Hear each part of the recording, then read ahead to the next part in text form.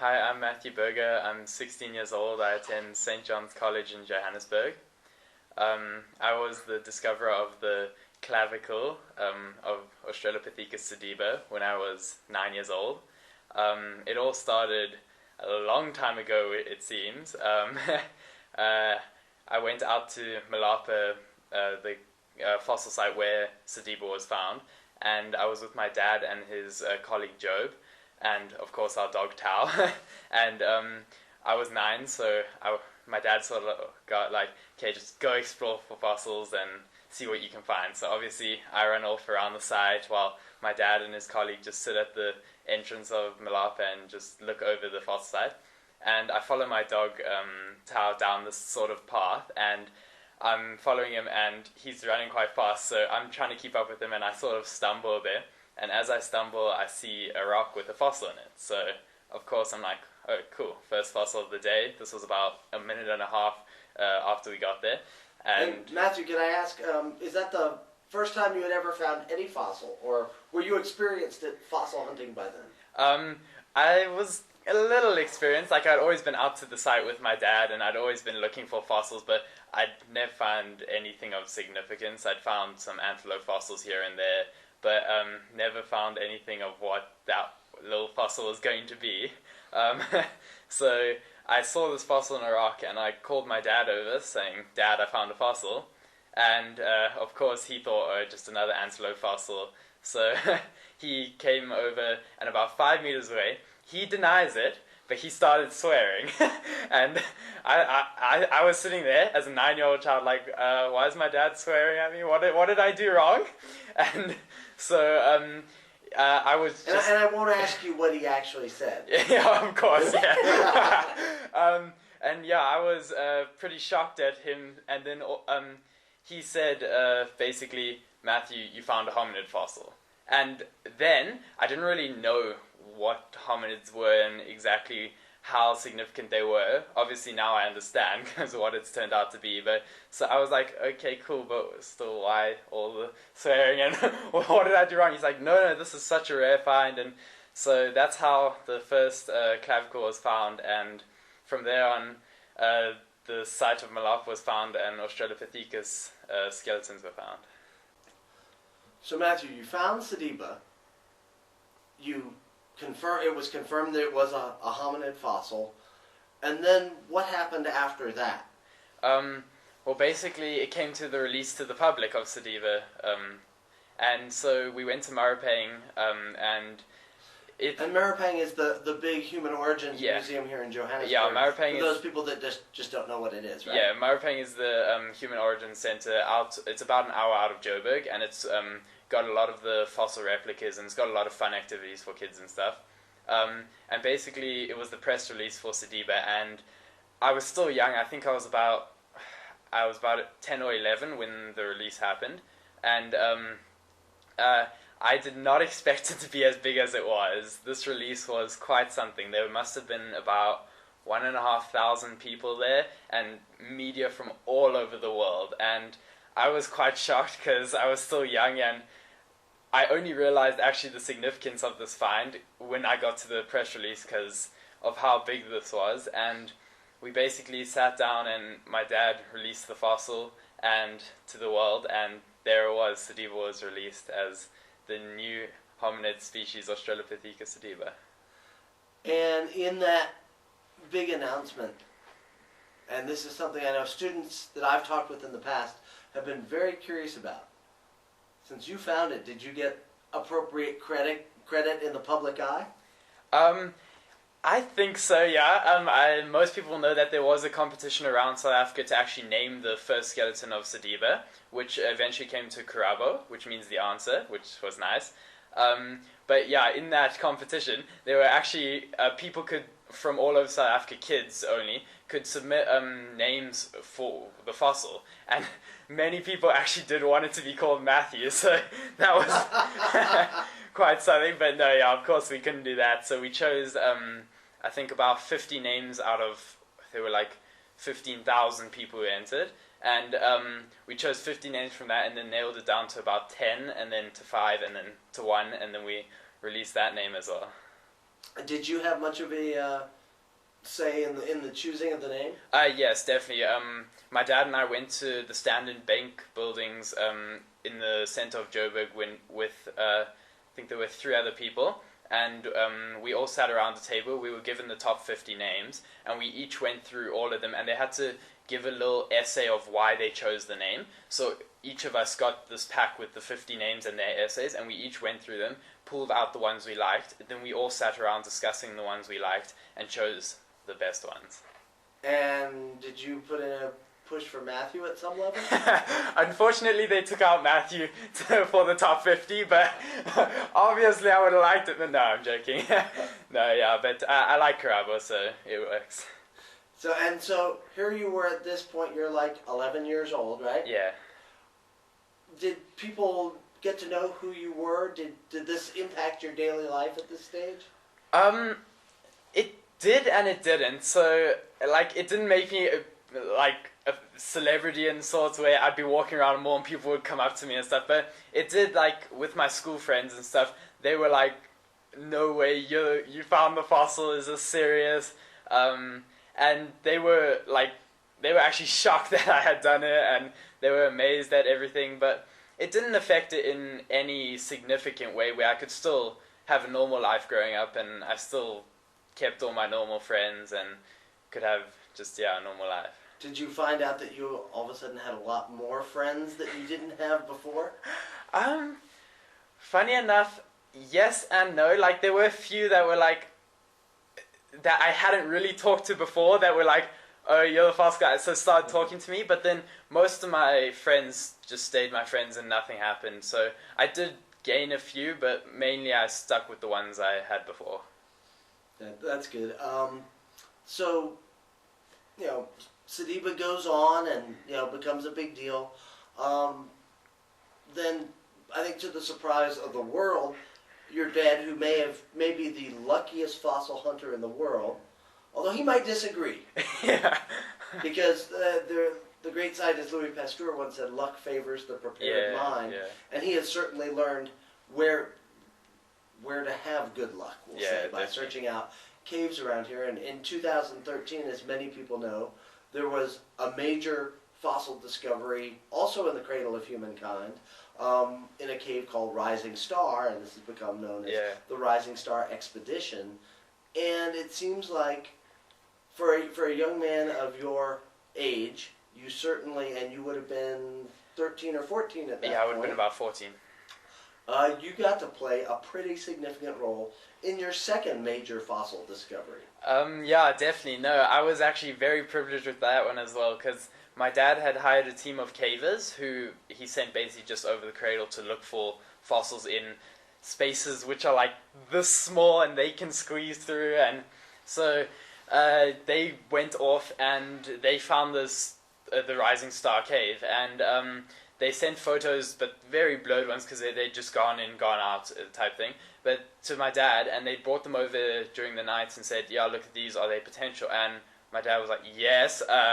Were you present for this initial meeting? I was there when they came, because it was at like, I think 9 o'clock at night. They just pitched up to our house without telling us and was like, here, photos, let's see what. And so my dad looked at them and was like, these could be a very potential hominid site. So we were like... people on the other end of this video will be asking, did he curse again? Yes, a little bit. I won't mention what, but he did again. And so, yeah, he arranged to go out one day with these cavers, and luckily me again. And we decided that I'd take one of his cameras and go down and actually see if there were fossils. And so we made our way through this Rising Star cave for about 200-300 meters, and then stopped where my dad couldn't go any further because literally it's a squeeze this big. And he sent me because I was small enough to get through the squeeze, and so I went down into the squeeze, going into tight gas, making my way around the rock, and finally dropped into this sort of open room, which is about 2 meters by probably 5 meters, and lo and behold, hominid fossils. And I was really shocked because I was not expecting that many. They were just lying everywhere on the floor. And so I was like, okay, so my dad sent me just to take pictures, and I probably spent about an hour and a half taking pictures of only an area this big, just because there were so many. That's a long time for such a short exactly. amount, or a small amount of space. Yeah, no, definitely, because there were just so many fossils in this small space that I had to go from each one taking photos, and eventually it just got too late that I was like, okay, I'm pretty sure we've got enough photos to confirm it as a hominid. So we made our way back, and we got to the top. I showed them the photos, and we started celebrating. And so, and then over the course of about the next month, the Rising Star expedition was set up, and then for the month after that, there was the actual excavation. Yeah. Did you play a role in that? Well, it actually went a lot faster than I expected, because as you know, the Sadiba finding, we took, I think, 2 years to release, or 2 or 3 years to release, whereas this one, it literally, a month after we found it, all of a sudden, the expedition is on way, and we're going in to retrieve the fossils. And so, I was there for the opening, and when they first put the cameras down, the first people went into the chamber, but unfortunately, I was also writing exams during that period, so I couldn't. But my sister, she actually played an important role by actually manning the chute down into the chamber. So yeah, that was exciting. So you think maybe we should talk to your sister Megan about this? I think so. Okay, well maybe let's see if she'll would she be willing to join us in for to share her experience. So we'll introduce everybody. This is Megan Berger. Hi everyone. And where are you going to be studying? I'm leaving in 2 weeks to the University of Miami to study marine biology, so I'm coming to your side of the world. Great, and maybe we can get you during a vacation to hit your way down to Texas and pay us a visit. That would be lovely. I've always wanted to see Texas. I've never been. Well, I think I can say on behalf of all of us in Texas, you're more than welcome to visit. Oh, I'll definitely give you guys a visit on one of my holidays. So, here it comes, Rising Star. Indeed. And I think you was it just you weren't writing exams, so you had a chance to perhaps catch up on the fossil activity with your brother, because, you know, as siblings, of course, you can't let your brother get too far. Yeah, the rivalry is strong. There's some rivalry here. No, I'm joking. I was actually also writing exams. I happened to just end exams a lot earlier than he did, because I was writing my A-levels. So I had a month off while they were writing. So then I was very fortunate enough to participate in Rising Star, and I stayed for about a week at the excavation site with all the other scientists and cavers. And like my brother said earlier, I was very lucky to man the top telephone just above the chamber, which was incredible. And then I did a lot of caving while I was at it, and I did go down into the chamber, which was also amazing. Tell us what that was like, because none of us will ever get that experience to go down in the chamber, and indeed, probably only about 8 or 9 people have ever really been there. down there. So you know that you're one of both of you are you're 2 out of 7 billion people, and you've got to go to this amazing space, which I must say I'm incredibly envious of. I was about to say, it's a huge honor, you could probably say, because I mean, I'm not sure if you guys know, but the criteria is kind of it's 14 centimeters? Yeah, you have to get through a nice little 14 centimeter gap, which is and tiny. for our American audience, that's I don't know, 7-8 inches. Yeah, which 7, is incredibly tiny. And to explain it is, I don't even know where to start. It is the most scariest, craziest, most exciting thing I have ever done in my entire life. Because to go down this chamber, first of all, the chute is kind of like a squiff chimney, if you could imagine, like a wonky chimney. And you basically just free fall about how many meters? It's about 5 meters, I'm not 5 sure to 7 feet. meters. I don't know feet, but 5 meters per se. About 25 feet. Right. Yeah, and you basically free fall. So you kind of just slide your way down this thing. Not really, because you can't bend because it's so small. So you're just kind of dropping into the darkness, which is the craziest thing ever. And once you get down to this chamber, you slide through a little wall, and then you're into this tiny chamber. And I honestly can tell you, when he said there were tons of fossils on the floor, you literally take your shoes off and just tiptoe around, because you don't want to stand on anything. And it's tiny, so claustrophobia is one thing for some people, but I have no issue with tiny spaces, none of us do. And it's the most thrilling, adventurous thing you have to I've ever done. I could say one of the things I've ever definitely. done. And it's incredible. And I must admit, the one fun part is getting back up. That is a laugh in itself. Well, tell That us is about the it. Tell best us about part it. ever. Again, we'll never get to experience that. Well, to get up, you have to, number one, if the ladder, there's a little ladder they put up. If the ladder's not there, you've got to basically SpiderMan Kroll up this wall that's about this, like this, and it's slippery. So that is the best part because you look like such a funny fool trying to scramble up this wall while someone's giving you like a nice little leg up from behind. And I know that they installed cameras there. They did. So was everyone up on top getting to watch the funniness of people trying to get I don't up know that if far? they didn't see, it was only in the main chamber, so they didn't Okay. see you trying to Well, get no, there was back one up. at Was the very there? top. Oh, well, that's so there's one embarrassing. we're I didn't know watching. that. Well, yes, they did get to see part of you vanish, but otherwise you're left for yourself in this little rock enclosure, you could say it is. But it's amazing. You get up into this thing. I don't think I've ever contorted my body.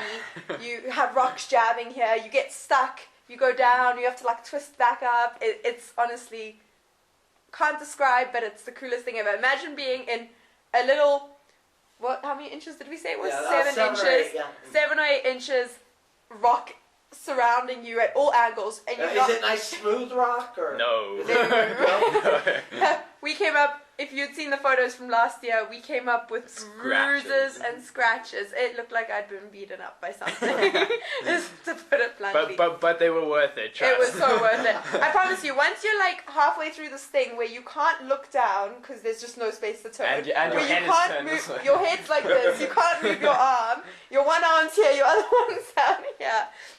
You don't even feel the pain. You only feel the pain when you get back up and you realize you've got a nice big bloody scar down your neck. But it really is. I mean, it's incredible. It's worth it. You're stuck basically between two rocks and you're at all angles. But for somehow you manage to just climb up it and then you pop your head up at the top again. And it's like, it's the coolest experience ever. It is crazy, adventurous, out of this world, but it is insane. And one day I hope you can all give caving a go because honestly, caving is, I must admit, caving is fun. It's so amazing. It is. And I know I was excited the other day. I got to go into the first part of Rising Star. Oh yeah. Yeah. Did you And- do the SpiderMan Kroll? No, we didn't. We weren't able to go down that far because we didn't have the full equipment, complement of yeah. folks, and they were still doing some excavation. Yeah. Okay. So, but you can tell just from the first Yeah. little bit that it is no walk in the park or even a crawl in the park. It's no crawl in a park, and it's actually probably one of the most dangerous things because we have no harnesses. And like I said, when you're free falling, you literally are You're free falling. free falling. You don't know what's below I you, mean, you're just and going. the thing is, you slip. Like if you slip once, I mean, you can dislocate your shoulders so easily. You can fall back through the chamber. So it really is like extremely dangerous and crazy, but it's the funnest thing I've ever done. I'm surprised my parents did. So see, this is what it is. Having a dad who's an explorer, he lets you volunteer to get down there. Yes, it's never dull in your household. It's never dull in our household. Yeah, we get to do stuff like this. But I can honestly say it's fun getting down and dirty in the middle of a cave. Yes. In the middle of a shoot. And then, did you have a sense for that you were involved in something that was very historic? Oh, I imagine, definitely. given your family nature, Yeah. you were given that sense that this was Yeah. a once in a lifetime sort of discovery. It was, yes, I knew from the beginning when National Geographic, I think the one time it hit was when National Geographic was filming and we were broadcasting live to the world at one stage at that first thing. That was honestly amazing. That's when you knew it kind of hit home. It's kind of like, wow, this is it. And like when the underground astronauts, the other ladies that I think you've interviewed, you were speaking to, yeah. When they came up with those first fossils, oh my word, was that incredible. And just seeing everyone's excitement. We had ministers at one stage. I mean, they got South Africa involved, and that was And just for our American audience, when you say ministers, that would not be preachers at church. They're government officials. Yeah, Government government officials, officials. sorry. No, Yeah. that's good. That's good. It's our government officials, like Minister of Tourism, in charge of those sectors.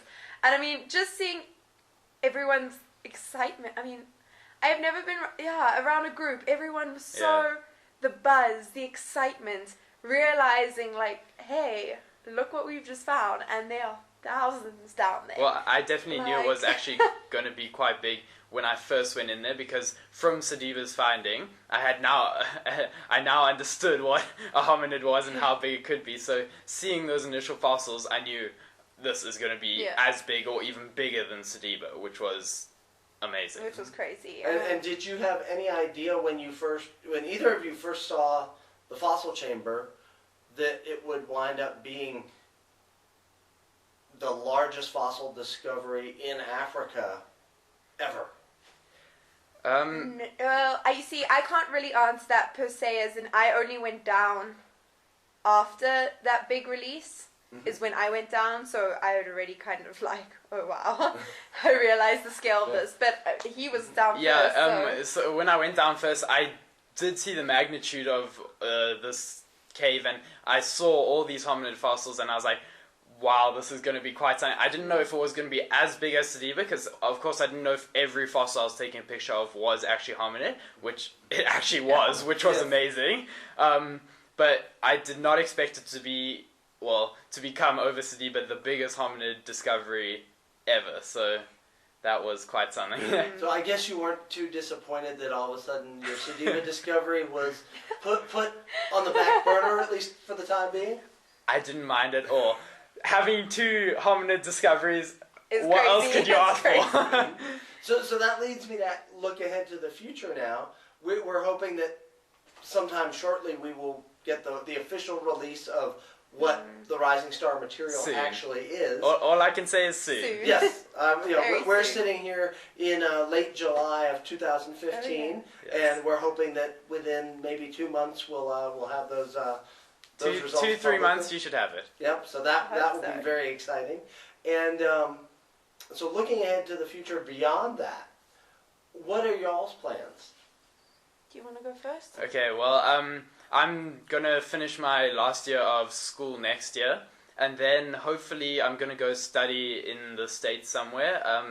I'm probably gonna do an undergraduate in anthropology, and then branch off from there. I don't know exactly, but probably the paleoanthropology career area, and that's my plan so far. Okay, and has there been any pressure from Dad to push you that way? Yes and no. Like, I've always been interested in paleoanthropology since a young age, and I've always just loved every aspect of it, from the lab work to the field work, and so it is just one of my goals to achieve that, and I really enjoy it. So, and obviously he would love it if I went into that field, so that's the only pressure I have. Yes, it would be fun. It's fun to be able to follow in the family business when definitely. it's as exciting as this. Yeah, definitely. And Megan, what about you? You mentioned that you'll be headed to the University of Miami shortly. Indeed. Well, I'm not following the path of what my dad. Well, you're doing science. I'm doing science. I'm going to marine biology, so I'm leaving in 2 weeks actually. I'll be going to University of Miami, and my plans for the future. Basically, I'm doing my marine biology undergrad, so hopefully get settled there, do some marine biology, and see what the future holds. I'm going to come back for holidays, hopefully do a few other exciting game ranging stuff and conservation, because that's where my heart lies. So, I can't really tell myself. So it looks like your future won't be boring either. I hope not. I really hope not. And it looks like, while you may not go in the area of paleoanthropology, it looks like exploration certainly runs throughout the Berger family. And I would love to be like my dad, National Geographic explorer. I fancy that world. No, definitely. I love the science field. I love the exploration factor of not knowing what you're going to do, and the traveling and the discovery. Like I would love to discover something in the fields I'm going into and make a difference in conservation and marine. Well, and you both, I think, certainly know that that's possible. I think so. Work hard to get there. I can't tell you how much I appreciate your taking time out. I know, Matthew, you're in the middle of writing exams. Yeah. So I really appreciate your taking time out from studying. Hopefully this was more fun than preparing. By far. And so thanks a lot. And I have your contact information. Yes, definitely. And perhaps after students see this, we may have some more questions for you. Definitely. If it's okay with you.